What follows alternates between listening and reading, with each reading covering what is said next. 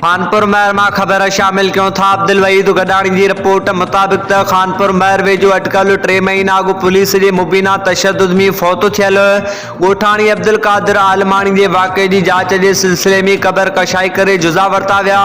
घोटकी के सिविल जज jurisdictional magistrate गुल मोहम्मद बिरोई के निगरानी हेठ गुलाम अहमद महर मेडिकल कॉलेज के डॉक्टरन की मेडिकल बोर्ड के टीम के इंचार्ज डॉक्टर अब्दुल अजीज आबासी वाक़े की जांच कंदड़ ऑफिसर DSP अब्दुल कुदूस कलवल खानपुर महर भरसा बुड़ शरीफ वारे कब्रिस्तान पहुंची क़बर कशाई करे जुज़ा वरता।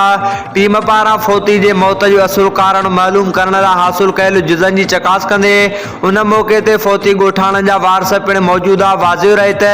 3 महीना अगु गोठ नबी बख्श आलमानी ते ॾोहारिन की गिरफ्तारी लाइ पुलिस पारा चढ़ाई दौरान पुलिस के मुबीना तशद्दुद में गोठाणो अब्दुल कादिर आलमानी फौत थी वियो हो। अड़े वाक़े जो केस फौती पीरसन के पुट अब्दुल बासित आलमानी के फिरियाद ते खानपुर महर थाणे ते 6 पुलिस एहलकारन समेत 8 ॼणन मथां दाख़िल कयो वियो हो।